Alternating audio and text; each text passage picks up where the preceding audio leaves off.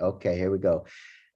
Which is just always fabulous for me. It's one of my favorite parts of my job. This was my 22nd summer, which was awesome. Oh, speaking of camp people, we got Gary's coming in.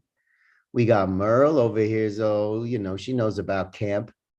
Isn't that right, Merle? A little. A little. Okay, here we go.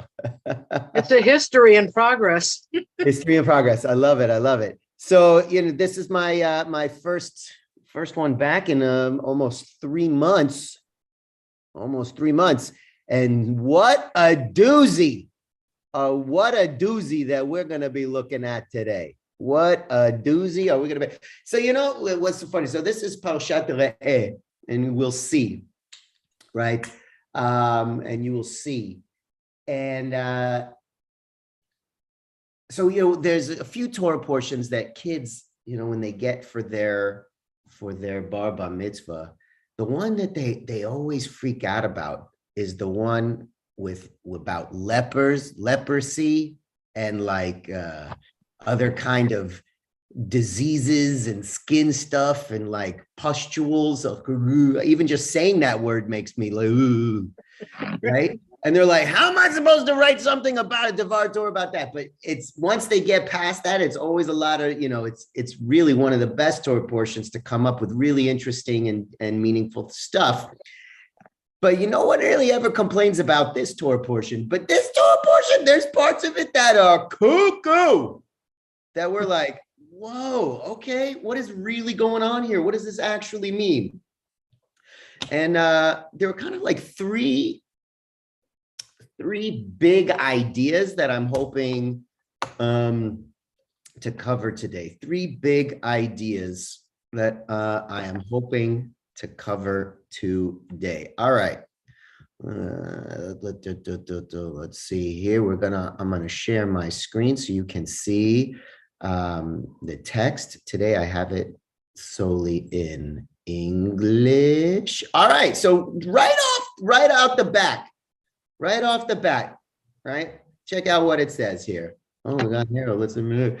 We're just going to do the first few lines. See, this day I set before you blessing and curse. Blessing, if you obey the commandments of the Lord your God that I enjoin upon you this day, and curse. Well, let's let them in here too. And curse, if you do not obey the commandments of the Lord your God, but turn away from the path that I enjoin upon you this day and follow other gods whom you have not experienced. Okay. So right off the bat, right, we're talking about blessings and curses. So I want to tell you a little story. And I'm sure that many of you have heard at least a version of this story before. So there was this farmer, right? Farmer Shlomo, we'll call him. Farmer Shlomo, right? Farmer Shlomo. Oh, we got Ellen's coming in too. We got this Farmer Shlomo. Now, one day, Farmer Shlomo going out to do what he always did, work on his fields and everything like that. And he's got his plow, he's got his horse, and he goes over and gets to get the plow and he puts it on the horse just to, this is what he does. He's a good man doing his thing every day. He puts a plow on the horse. But today, as he's putting the plow on the horse, something scares the horse and it jumps up and runs away. The horse runs away, and Farmer Shlomo, he doesn't have any other horse. He's like, oh man, what am I gonna do, right? And he goes home, and when his friends and his family hear about this, they come over and they gather around him. I was like, wow, Shlomo, you are so cursed. I'm sorry, what a curse that your horse ran away. It's terrible. Oh my goodness, I can't believe it. Oh. And what does Shlomo say? We'll see. The next day, not going to believe this, the next day, Shlomo is like, okay, I guess I'm going to have to pull the plow myself. I guess I'm going to pull my plow myself. And as he's going to start getting his plow ready, but who comes back out of the forest? His horse. But he's not alone. He's got 3 other wild horses who have joined him and have come and wants to hang out. So they come back. Now Shlomo has 4 horses, not just one. He has 4. And when his friends and his family hear about this, they come running and they're like, wow, Shlomo, you are so blessed. You have 4 horses. That's amazing. I can't even believe it. And then what does Shlomo say? We'll see. The next day, here's what happened. You're not going to believe this. Oh, here's Lisa. Okay. The next day, here's what happened. So now he's got these wild horses. So Farmer Shlomo, his son, he sees these horses. He's like, oh, this is going to be awesome. I want to ride one of these horses. That's like these wild horses. I'm going to tame it. It's going to become mine. So he goes out there. He puts the saddle on there, and the horse is like, jumping around. Doesn't like it. Wild horse doesn't like to be saddled. But he jumps on the horse, and Shlomo's like, no. The son's like, here I go. And he's taking out the horse. But the horse is so wild that it bucks and throws Farmer Shlomo's son off the horse, and he lands and he breaks his leg. And he's like, oh, my leg. Oh, my leg. So Farmer Shlomo, he's helping his son to get back to the house, and they put him in the house, and they fix up his leg, trying to keep him stable and not in pain. And all of a sudden, when his friends and his family hear about this, they all come and they gather around him, and they're like, whoa, what a curse. What a curse this happened to your son. It's terrible. It's Shlomo. We're so sorry. What does Shlomo say? We'll see. The next day, you're not going to believe this. I'm telling you, Doug, you're not going to believe it. So there's a whole bunch of cuckoo-ness going around by the shtetl, outside of the shtetl, wars going on, stuff that the Jewish people really had nothing to do with. But what was happening is the armies were going through these towns and taking the young men, able-bodied young men, and taking them as soldiers. And they go to Farmer Shlomo's house because they hear that he's got a son. But they walk in there and they see that the son, he's got a broken leg, and he's not going to be helpful to the war effort. So instead of taking him, they leave him, and then they keep going and they leave the village. And when his friends and family hear about this, they all come in and they're like, whoa, what a blessing. You are so blessed. Farmer Shlomo, you are so blessed with this. This is unbelievable. They didn't take your son. And what does Farmer Shlomo say? We'll see. Now, I could keep going on and on and on, right? Curses, blessings, curses, blessings, curses, blessings, curses, blessings. Have you ever heard the term or the idea, what's the thing? It's not that it's like a blessing in disguise. Have you heard that saying before? A blessing in disguise? Well, I believe the opposite is also true. A curse in disguise, right? So what was really going on here, right? If you look at life in this snapshot of this picture, right? If you only looked at the snapshot of Farmer Shlomo's life, he's doing the best he can. And you only look at the snapshot of the horse running away, son breaking the leg, you would say, that's all curses, right? If you just look at his snapshot. The same is also true with the blessings, right? If you just look at it as a snapshot, but life is not that.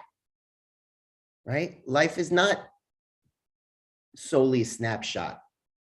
Right? It's a whole story. So what was the common thread in this story? What was the common thread in this story? May I speak? Yeah, go ahead, Donna. What was the common thread? Rabbi. I think, like in my life, if I looked at the way my life was designed by God, I would think it's a total blessing. Considering the time we live in now in history, and the separation of me from the children, they're being kind of like hidden away, but we're all communicating and writing because of the anti-Semitism and my music career and the world stage. Donna, I'm sorry, I'm just trying to, I want to focus on the question.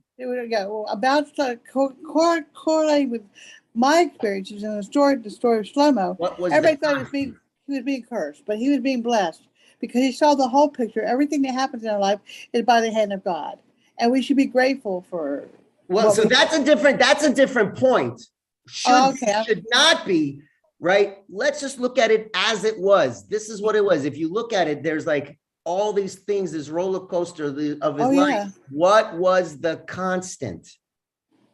He always believed it was a blessing. I didn't get that from the story. Sure. He said, I'm not sure that's what he meant. I think, I have a disability. I may be wrong.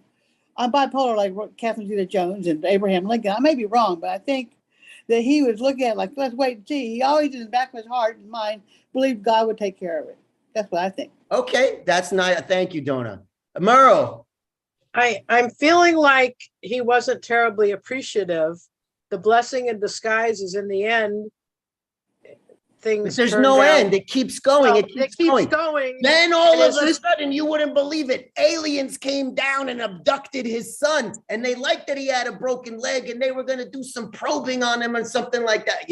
So right? I could just keep. I didn't hear that part. Yeah, you could keep going. So what's the constant? If we say that he was a good human being, how do you know that he was a good human being? Let's just say that. All right, then if we say he was a good human being, then the reality of all these things that happened to him somewhere along the line made him appreciate something, perhaps life. All right. I'm not sure I didn't necessarily see the appreciation, but okay, got you. All right. I don't know. Safta. Who knows? Constant chaos. Safta, then Rebecca. I got out of it that the neighbors did nothing. His friends did nothing.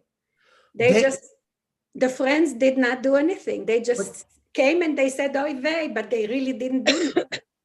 So everything that happened to him without any interference to make anything positive coming from other people.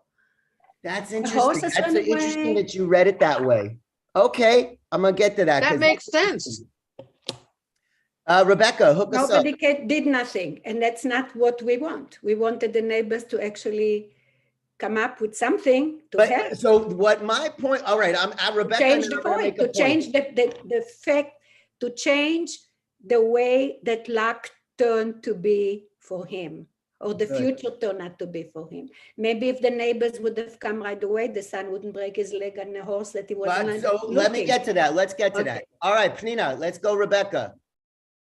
It seems to me that he just had trust that things were going to happen one way or the other. He always at the end, we'll see.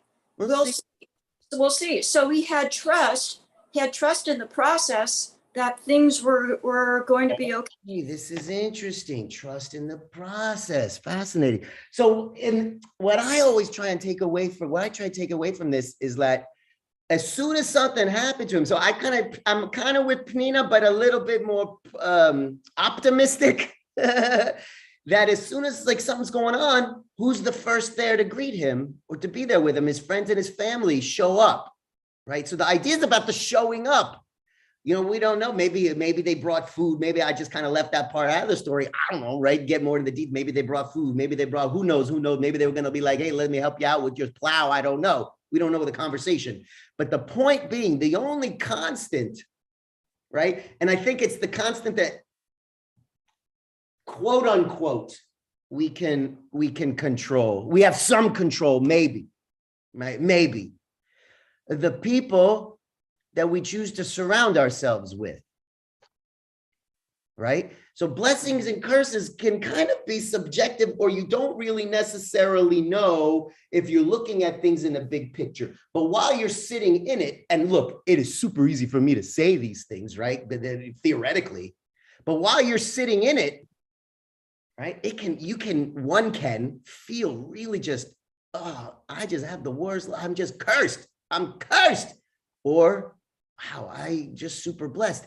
Different ways of one's perspective of the situation, right? I'm not sure if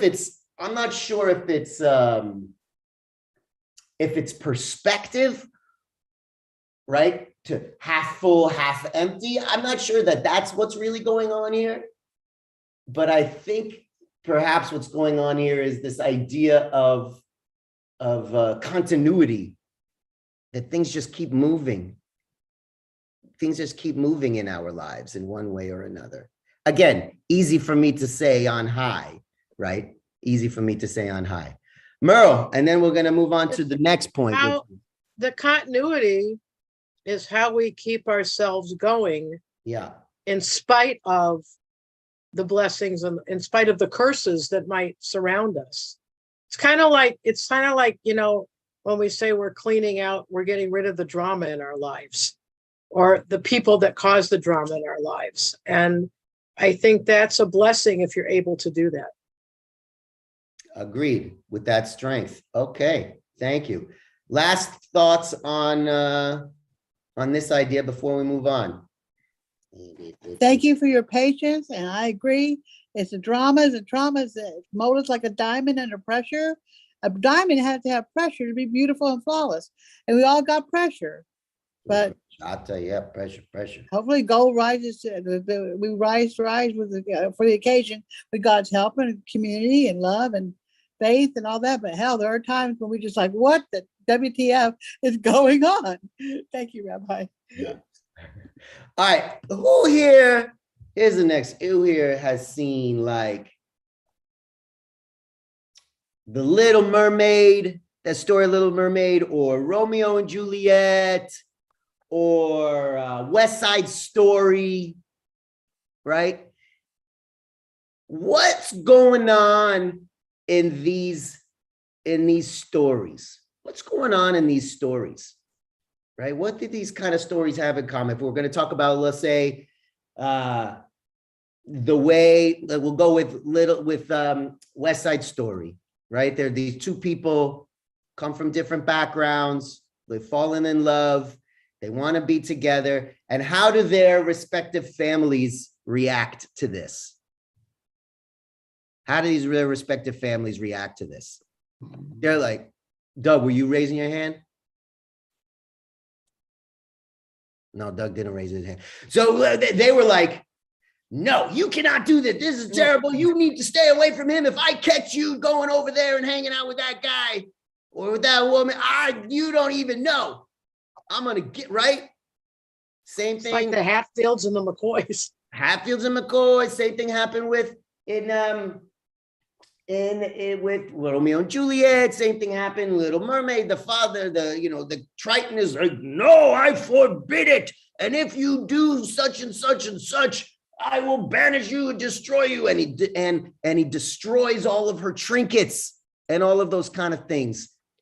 What were the families trying to do? What was the goal of these families in these stories? What was the goal? What was the goal?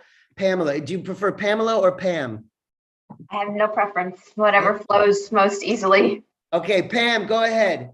So I think a couple things going on, right? So messages were the same on both sides of the fence, and making each other different is inherently bad, sort of in paraphrasing very quickly. But I think that the families were misguidedly trying to protect and love and care for, but in a way that wasn't sort of open-minded and aware and really looking at sort of the bigger picture and the more important values, rather than just, well, you look different, you have a different language, your accent is different, you're from a different part of town. And so I think that it's the ultimate lesson that we're still learning and trying to learn. You have fins today. on your feet, right? Yes. And okay. Yes, Pam. Now here's the follow-up question. How did those strategies work out for the families? Not good. Not so well. Yeah. Not so well. What good? Who said good? I said not good. Oh, not good. All that came through was, it was great. Yeah, it was good. That's what came through. No. So, Pam, continue your thought. Well, I just think that the real deeper message is, be careful what lens you look through, and with that lens, you get a distorted view of what you're actually looking at. And maybe the message is take the lenses off, be a little more open-minded, look at what the core values are that you're trying to protect for. And rather than assume that someone doesn't have them because they're different from you, look at it very differently. Okay, but let me ask you this again. What was in our stories, in these stories, what was the result for these kids? Well, their own unhappiness, really. Own unhappiness, death. Yeah, well, death. Yeah. Own unhappiness, death. They're like, oh, I'm gonna leave and I want nothing to do with you and I almost died. Oh my goodness, this is crazy, a cuckoo with bananas. Thank you, Pam. Then we're about to get to it. Go, Pnina, and then we're gonna look at the text. Thank you, Pam. You're muted. Okay, I think he did everything without expecting any rewards. He went out and he did whatever he thought it would be right to feed his family, did the best he can. And even are you talking friends, who are you talking about? I am talking about the guy himself, the one who went out every day to work. Oh, we're past that story now, Pnina. Oh, I'm sorry. Which one? And now we're talking about the Romeo and Juliet, and we're talking about Ariel from Little Mermaid. We're talking about West Side Story, the Jets and the Sharks, and what happens when they try and like control or lovingly protect, but do it with a like. Check this out. You know? So actually, it connects to that too. All right, let's hear it. What you do good because you want to do good. You don't expect reward or thank you. Ooh, okay, but what about the other? That's what I was trying to connect between your stories. Fabulous. But what about the other direction? And the other people supposed to do their part also without asking too many questions and doing their part without expecting a reward. So what about? In other words, you have to get along with each other or do whatever it is that you have to do every day. Yes. But let me ask you this. I want to ask, is the opposite also true? I'm going to do this without expecting reward, but am I also doing this without expecting punishment? Right. Okay, so both of those. There is a way that the belief that you're going to be rewarded is already an incentive to do good. Okay. So I think the whole thing of God saying, if you're going to do this, if you're going to do that, this is what's going to happen. Like you said, look, is telling you that whatever you're going to do is going to have a consequence. It doesn't have to be necessarily that God, he says it's because I will do it, but we have to think that everything we do will have a consequence, even if God is not there. Right. Okay. Hold on. The relationship between people and animals and everything. You just have to do good. Do the best. Hold on, but we're not hitting on my question yet. Let's see what you got, Pam. Sorry, this is probably not going to steer you in the direction you want to go, but I had a thought that I wanted your perspective on, which is, the golden rule. There are two sides to the golden rule in my understanding, or what I know, which is do unto others as you would have them do unto you. But then the flip is don't do to them what you would not have done to you. And that's actually how it's stated in our text. Well, and it's very different, right? Because what you would want for yourself isn't necessarily what somebody else wants for them. And so if you just do it in the negative, if you don't do what you don't want done to you, then you're not acting. Meaning you're not imposing your will on someone else in any way. Okay. Like let me ask you this. You know what I'm saying? Like one's an action and one's in it. And so I'm wondering how this relates a little bit into this family clanism kind of situation that we're looking at, right? Yeah. Okay, so then let me ask you this. Is there a difference in me doing something because I want a reward versus doing something, the same something, because I don't want to be punished? What's the difference between those two? Let's make it binary. We're making it binary, Pnina. If same action, but I'm doing this action because positive reinforcement or negative reinforcement. When I'm having my kids do your homework, and then you're going to earn screen time. You're going to earn some money to buy a acai bowl, or do your homework. Otherwise, I'm going to take your phone away and you're not going to be able to talk to your Bribery. friends. Well, I mean, that's real life. I'm dealing with that right now. Here's what my father used to say to me. This is what my father used to say to me. You ready for this? This is crazy. Now, did he really mean this? I hope not. I didn't want to find out. He would say to me, I was like 15 years old. No, 14. I was 14 years old. And he said this to me. He said, David, if I ever catch you drinking beer, I'm going to break your legs. If I ever catch you smoking cigarettes, I'm going to break your legs. Now, was he really going to break my legs?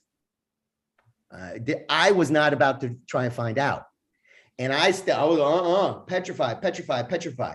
But it could have had the opposite effect on me. Oh, you tell me I can't do this? Then I'm going to do it.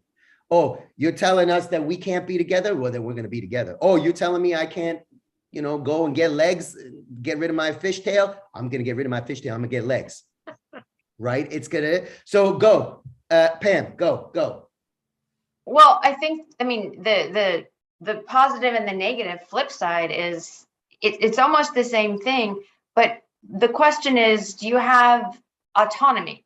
Are you able to therefore make a choice, right? If you're doing it on a reward basis, you're doing it from an internal I choose basis, much in the way that I feel like we're always encouraged to choose God or choose faith or make an active choice for ourselves to think. Whereas the negative is just fear, and it's not really a choice per se. It's imposed upon us. And I think it's much less effective. You can make the choice. We could go, I'll still do it. I know that, I'm going to eat the sugar. I know my teeth might fall out, but I'm going to eat it anyway. Yeah, but it's not really a choice. I mean, it's not a choice that is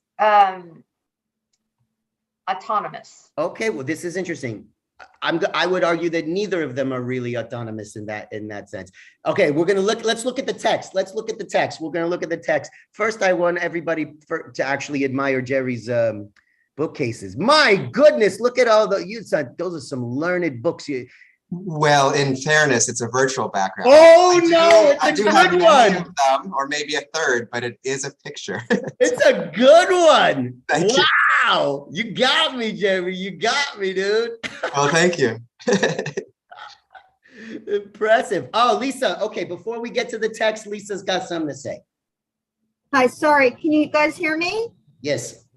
You guys can hear me? Okay. Well, I think there's something missing, though, from the last, excuse me, I'm a mess this morning, but I think there's something missing. I would kill for a bad hair day. Okay. So I think there's something missing from the last discussion. Please. Especially if you're going to talk about parents to children. Okay. Is, consider the source that's speaking to you. So, and also based on long relationships. So by the time I'm a teenager, I've had a 15 to 16 year relationship with my parents. I know them. They know me. I know how the house runs. I mean, in my case, I had very old school European authoritative Jewish parents, and I knew where the buck stopped. I knew it by 6, right? So it depends on who's talking to you, because, I understand that there's always these existential, well, it might go this way and it might go that way, but it's much more layered and complicated. Depends on the relationship. Totally. I mean, if I know how my parents are about certain things based on our life together, that's going to also determine my action, and it's yes. And also what's the way that things are handled in the family, because usually in a family, the way people handle one thing is the way they handle everything, generally speaking. That's interesting. So I don't think you can talk about that stuff in the abstract. There's much more going on there. Thank you. Great. Okay, Merle, okay, last point before we actually look at the text. Well, Right now, and you just, and I'm just what making Lisa- stuff up. what Lisa was saying about relationships, last night I had to discipline a specific child, and she just looked at me like, man, you must really be mad at me. And I said, yes. And then she said, I'm going to call mommy. Mommy's out of town. And she called Sharon, woke her up, and Sharon's response was, Nana's in charge. I'm out of town. Yeah. If you don't like it, you shouldn't have done it. And that's making The almighty Nana. That's making choices as here we to, go. you know, are you going to do this and see if you can get away with it, and you didn't get away with it. So now you have to realize that the second choice wasn't the right choice either. Okay, now we're going to look at the text. We have to get to the text. We have to get to the text, people. Okay. All right. Check out, there's some cuckoo stuff. Get ready. Okay, get ready. These are the laws and rules that you must carefully observe in the land that the Lord God, your fathers, is giving you to possess as long as you live on earth. You must destroy all the sites at which the nations you are to dispossess worship their gods, whether on lofty mountains or on hills or under any luxuriant tree. Tear down the altars, smash their pillars, put their sacred posts to the fire, and cut down the images of their gods, obliterating their name from the site. Oh boy, because then it goes, look at this. Check out what happens. We're going to keep going, keep going, keep going, keep going, keep going, keep going. When the Lord your God has cut down before you the nations that you are about to enter and dispossess, and you have dispossessed them and settled in their land, beware of being lured into their ways after they have been wiped out before you. Do not inquire about their gods, saying, how did those nations worship their gods? I too will follow those practices. You shall not act thus toward the Lord your God, for they perform for their gods every abhorrent act that the Lord detests. They even offer up their sons and daughters into the fire. Be careful to observe only that which I enjoin upon you, neither add to it or take away from it. If there appears, check this out. If there appears among you a prophet or a dream diviner, and he gives you a sign or a portent, saying, let us follow and worship another God whom you have not experienced. And if the sign or portent that he named to you comes true, do not heed the words of that prophet or that dream diviner, for the Lord your God is testing you to see whether you really love the Lord your God with all your heart, with all your soul. And check out what happens to this other guy.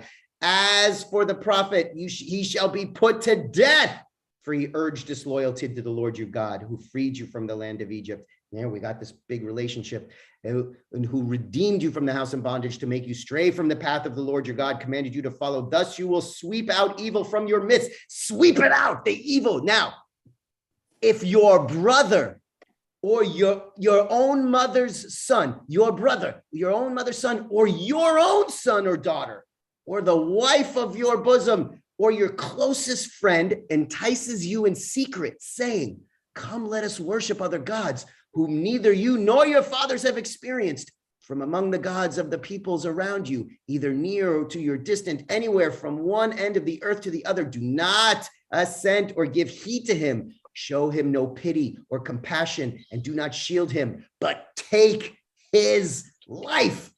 Let your hand be the first against him to put him to death, and the hand of the rest of the people thereafter. Stone him to death, for he sought to make you stray from the Lord your God, who brought you out of the land of Egypt, of the house of bondage. Thus all Israel will hear and be afraid, and such evil things will not be done again in your midst. Guess what? The same thing happens if you hear it said in a town. You have to go and destroy that town and destroy those people if they even say. First, we have to get rid of everything that was here before. Get rid of it so it does not entice you. Get rid of it. We're just going to get rid of it like it never existed. Just get rid of everything. Get rid of everyone and everything as if they never existed. That's one way to try and make sure that you don't get tempted. Amen. And then don't ask questions. If you ask questions, oh, Or if you hear some other philosopher guy, kind of sounds familiar, if you hear some other philosopher guy saying, hey, here's another way of thinking about it, or let's look at the way this God is worshipped or whatnot, kill him. If one of your family or your friends, you better rat them out. Don't hide. If they say, you have to be the one to get them. If they say, hey, maybe let's just check it out. Let's try it. Your own son, your own brother, your own family. And you have to be the one to do it. Get rid of everything so there's no memory of it. If they start asking questions, doesn't matter who it is, even your own family, your own child, stone him to death. So there will be fear. So there will be fear, and then they will remember, I'm the Lord their God. Discuss. That's crazy, right? Ian, what you got for us? Hi, this is Lorraine. Oh, Lorraine! Why are you hiding from us, Lorraine? I'm listening while I'm making dinner. So I'm preparing. So I didn't want to be like disrespectful, be cutting onions while everybody fabulous to hear your voice. It's fabulous to hear your voice, Lorraine. It's good to be here too. So so this is very interesting because I think that, obviously, I mean, we're in a modern era where all of this is a little bit too much, a little bit harsh.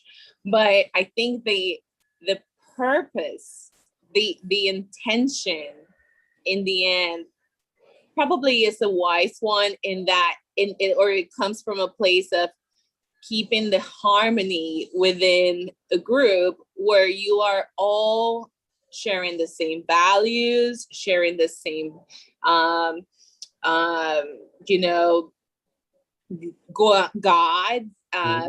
marrying within the same people so that you're all upholding the same practices, and there's less disruption on the daily life of the community. And I think that I can see where that emanates from, and there's some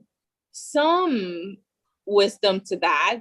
Coming from an interfaith marriage where I am, I can attest to how difficult it can be and challenging to navigate two different sets of values, two different sets of faiths and traditions and practices, and that can be messy too. So yes.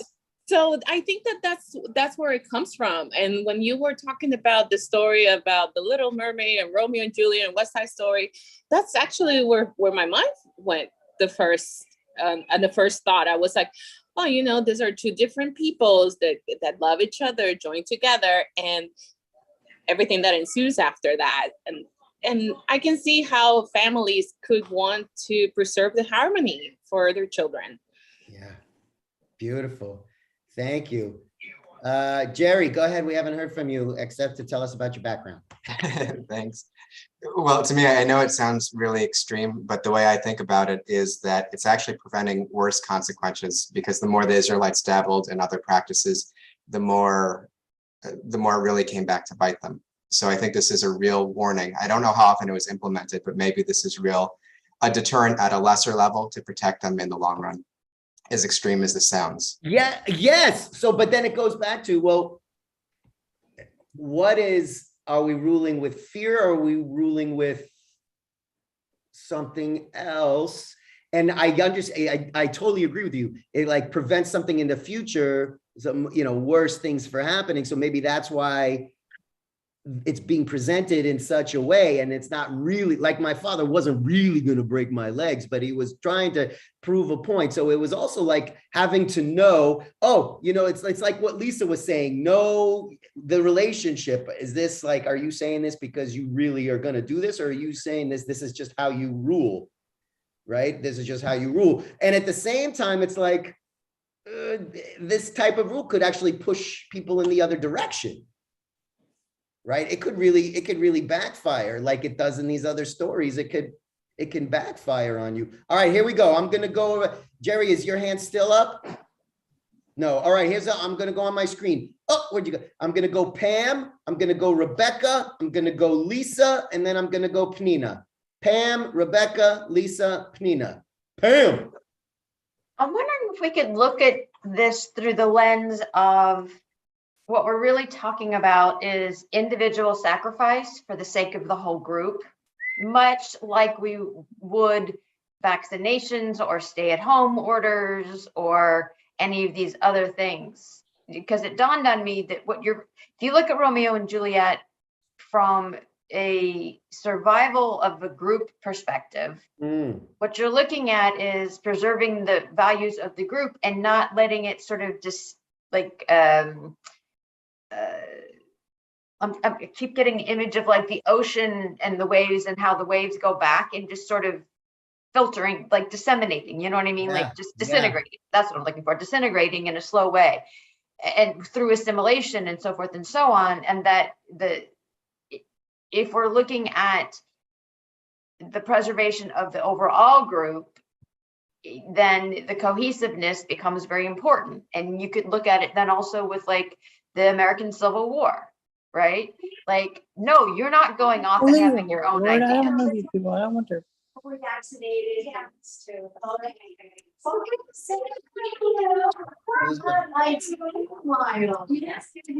I liked your short since I started. Hear that in the background? Short, cute. Oh, it was Rebecca. Rebecca, there's people talking in your background. No one's talking in my background. Oh, that was weird. That was really weird. I apologize. All right, go Pam, finish your thought. So it's just that.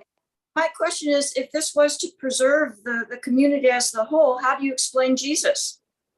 Well, it's. They killed Jesus. Well, somebody did. I mean, I don't, by they, I mean, somebody, he died. Yeah, exactly, right? It's like, he lived, then he died. So there's this thing. And I think it goes back to then, Rabbi, what you were saying, which is it backfires. So here you killed this guy off to try and prevent whatever his ideas were and whatever new ideas he was trying to bring into the group. And that didn't squelch it at all. It created Christianity. Like it made it grow bigger than they ever, if he just lived, he would have just been some crazy guy for 75 years or however long he lived. And maybe some people would have still believed him, maybe you wouldn't, maybe some of it would have integrated, but there might not have been Christianity at all. You know, we'll never know, but I'm just saying like that might be an example of exactly what you said, which is the bounce back effect, you know? But again, we don't know. Okay, don't worry, Pnina. I know you don't have to put your hand up because when we're going Rebecca, then we're going Lisa, and then you're up. Go ahead, Rebecca. Oh, was that your question? Nice. Okay, Lisa. Hi. I have a couple of things to say that made me think of this.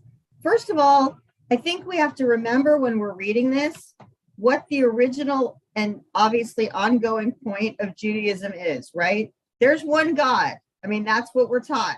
There's one God. It's not disputable. There's no argument. There's no discussion about that. And so it makes sense. Plenty of discussion. No, but I'm just saying no discussion about that point.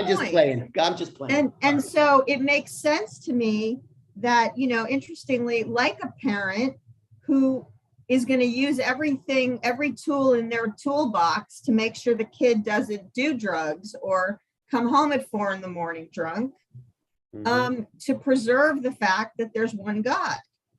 So it makes sense to me, even if it seems harsh, because, you know, the times were harsh. But the other thing that made me think about is, you know, somebody who becomes Baal Tshuva, right? The idea is that, you know, when they go back, they return to the religion, everything that came before, the ones I know, it's gone. It's over. And when you were talking about destroying in the text, destroying everything else, you know, destroying everything else that came before, destroying everything else that's not about one God. and then the other concept about fear, I think we're also talking about fear now that we've had, I don't know how many decades of psychology and Freudian psychology and yoga and crystals and all this business that, like, unfortunately, fear works a lot. Mm-hmm. It works on whatever human condition we came in with. Mm-hmm. Interesting. Yeah. And doesn't mean it's always nice or it feels good. But I mean, why do people, for example, why do a lot of people go to law school? Do they go to law school because they're dying to be lawyers? Most of them, they have a deep need to be a lawyer, or because their parents instilled in them the fear that if you don't do this, how many Jewish parents do this? If you don't do this, you won't be able to make a living. You won't live the way we do. You won't be this, you won't be that. I mean, a lot of the choices we make later in our lives come out of fear. Are people dying to go to business school? Does it give them a heart? Does their heart fly when they're, you know what I'm saying? So fear, fear is a basic human emotion. I don't think you can't get rid of it because it doesn't sound nice, and we want to be nice and ecumenical and lovely with each other. Yeah, great. Thank you, Lisa. All right, Penina, last point, and then we're going to go on to another idea I just want to throw out there because Okay, can you hear me now? I can hear me? Okay. Yeah. I am going to go back to the psukim or the paragraphs that came before this particular part. They say that there is no late and early in the Torah. The pieces that you read are not necessarily in the same order that they're supposed to come, but this one does come in a real good order to the one before that. The whole idea was to form a nation that will have a tie to the land, because they came, and I'm repeating myself, I already said it on Saturday. They come from a nation that was a minority in Egypt, and they were slaves because of it. The whole idea of taking them out of there, the whole idea was to form a nation, and this nation will have a tie to the land of Zion. Ki mitzion tetzeh Torah. That was because being wanderers or caravan walkers, or whatever you want to call it, they were nomads, and this is not connect, that the lifestyle did not form a connection to the land. The idea was to bring them to that land and form a connection between the people and the land. He is the, how would you say, facilitator, but they're supposed to actually do the work. They have to make sure that they also compare that doing this, how did they compare to the other nation who lived there. There were tribes that were never heard of again. They were disappeared from the map. The whole world lost tons of tribes because of wars or wandering from one place to another. The whole idea was to form a nation that will stay there because it has this connection to the land. I know it was a small place, but it was a place that Abraham chose when he first came out of Mesopotamia. And God said, I'll give you that land. And the first thing he did is cut down wells, so they'll have water for the sheep and the people. The second thing he said is put Mizbeach, to say thank you. The altars, to say thank you for whatever it is that it was given. And he's the first one who acknowledged that everything comes from this upper source of strength and to be provided for. He is the one who started with all this business of the monotheism. But the monotheism exactly at the same time came out with acquiring that land and making sure there is wells and water. And later on, when they come back from Egypt, become farmers. Why farmers? Why not again shepherds? Because the farming connects you to that land. And the whole idea of Re'eh is look at the experience. Look at what happened with you and look at what happened with other nations. They were fighting and they eventually disappeared. So discuss the point that we're wrestling with here, using fear versus using that as like, how do you not understand that this is going to be fabulous for you? Right, but Re'eh, look, it's a matter of look from experience. look what's happening, or look what can happen. But still, why you look at what happened? Why, Because so now why do I have to tell you all these other things? They're supposed to believe in him. That's the whole idea. One nation of monotheism and that particular piece of place. That's it. But what we're trying to get to is why use such harsh language? Maybe because that's what they were used to. Okay, they're used to, so that's the only thing that's going to work, or is it a time to kind of break that? Yes, I think the word re'eh, look, it's look and figure it out on your own. Look up, look, re'eh, look what's happening. Look what the possibilities are. And then wherever it is that happened, not everything good happened. There was division, and the division actually was a part of them being conquered and taken away. What's interesting about the way that you're arguing it is that you're putting it mostly in the hands of the people to make choices. No. I said the word re'eh means look for experience. Yeah, you look, check it out, and now make the choices. Absolutely. So, but what the text was stating is like, if you make the wrong choice, the wrong choice is going to happen anyhow. It did happen. People are going to, and there were consequences. There were consequences. So it's always good to say, look at what happened and don't repeat it. So that's it. It's a matter of look from experience. Look what worked for you. Believe in me, you came here, you're affirming, you're doing all this. You don't believe in me, you're going to start joining other nations. You're going to be involved in all those wars. They're not going to be unity between the South and the East and the North, and you're not going to be there. And that's what happened. Yeah. All right, Merle, go. I think what I see here is, we can use fear as it happens all over the place. And you can say, this is going to be your consequences, but do you ever accept those consequences? And where do you go from receiving the consequences? And how do you fix what you might have broken by not taking advantage of the fear that was taught to you? Bingo. Wow. That makes sense. Yes. Yes. But but